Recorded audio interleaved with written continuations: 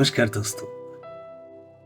दशरथ माझी ने प्यार के खातिर पहाड़ को तोड़कर रास्ता बनाया और शाहजहां ने बनाया ताजमहल। किसका प्यार किसके पार है वो आपको डिसाइड करना है दोस्तों। लेडीज एंड जेंटलमैन, कारण अंदर है, परिणाम बाहर है।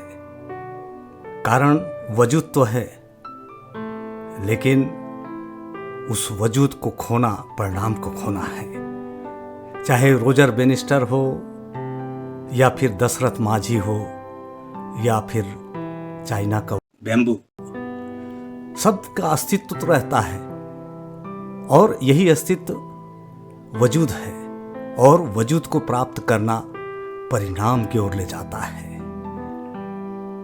रोजर बेनिस्टर के पहले तमाम धामकों में ये धारणा थी कि 4 मिनट में किसी दौड़ को पूरा कर पाना संभव नहीं है, लेकिन ये सब मिथक को रोजर बेनिस्टर ने तोड़ा और उसके तोड़ने के पश्चात जैसे ही धारणा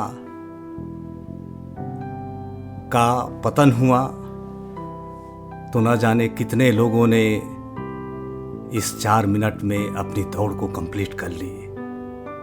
दशरथ माझी ने पहाड़ तोड़कर रास्ता बनाया।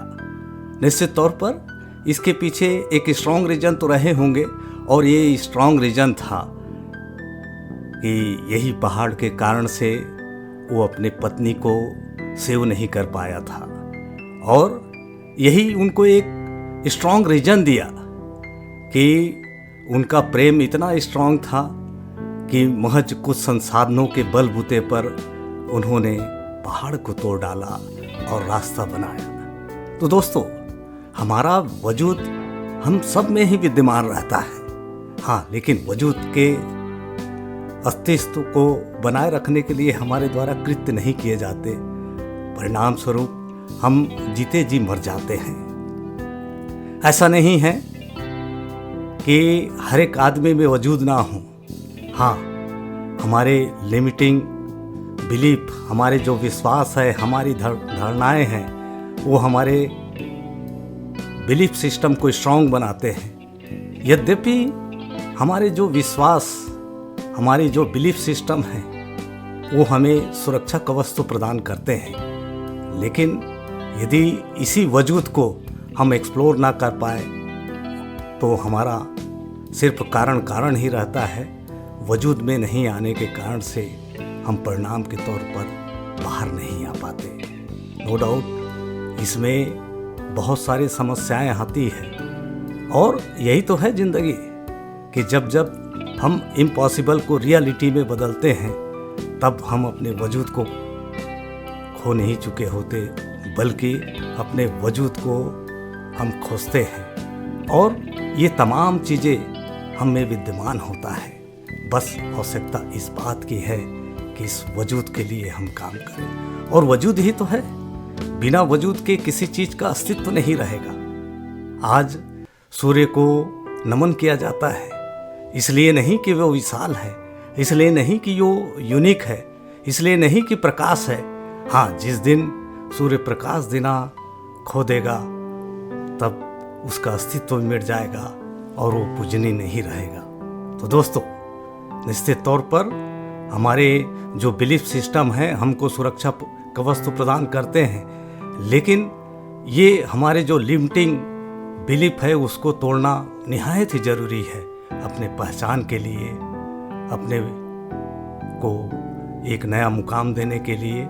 चाहे वो चाइना का वो बैम्बू हो जो 5 साल ज़मीन के अंदर रहता है। वजूद इस बात में नहीं है कि वह पेड़ नहीं बन पाएगा। वजूद ये है कि वो तमाम बैरियरों को 5 साल ज़मीन के अंदर कारण के तौर पर अपने आप को फलीभूत बनाता है और 5 साल के बाद यह 3 फीट पर डे के हिसाब से 90 फीट तक ऊपर ज़मीन के आता है। हाँ, ये निश्चित तौर पर हमारी मान्यताओं का ही एक स्वरूप है कि हम संसाधन का रोना रोते हैं। हम उन तमाम लिमिटिंग चीज़ों के ऊपर अधिक कंसंट्रेट करते हैं हम उन चुनौतियों के ऊपर अधिक ध्यान देते हैं। हाँ, इसी बीच में तो रास्ता है ना, और इसी को हमको ढूंढना है कि ऐसे कौन से कारक हैं जो हमारे वजूद को बरकरार रख सकते हैं और कारण के तौर पर अपने अस्तित्व को वास्तव में जिसके लिए हम बने हुए हैं उसको फुलफिलमेंट करें। और इसके लिए निश्चित तौर पर हमारा पर्पज ऑफ लाइफ जीवन में बहुत ही महत्वपूर्ण है। यद्यपि प्रकाश पहचान है सूर्य का, भूख पहचान है पेट का, हमारा अस्तित्व ही तो है जिसके बलबूते पर हम अपना नाम इस जहां में अमर कर पाते हैं। और बिना अस्तित्व के होना मृत्यु के समान है। कुछ लोग जीवन में हर दिन मरते हैं, कुछ लोग जीवन में मर के भी अमर क्यों हो जाते हैं? निश्चित तौर पर वजूद हमारे अंदर रहता है, कारण हमारे अंदर रहता है, और ये परिणाम हमारे एफर्ट का ही द्योतक होता है जो हमारे किए गए कृतित्व को एक रिजल्ट के तौर पर प्रदान करता है। दोस्तों, चाहे दशरथ माझी हो या रोजर बेनिस्टर हो या पौधे के तौर पर चाइना बैम्बू हो, सबका अपना अस्तित्व तो है, लेकिन विपरीत परिस्थितियों को झेलकर, तमाम बाधाओं को, तमाम संकटों को, तमाम मुश्किलों को संघर्ष के माध्यम से इन्होंने एक नया रास्ता अख्तियार किया है, जिसके कारण से इनका वजूद आज हम याद करते हैं।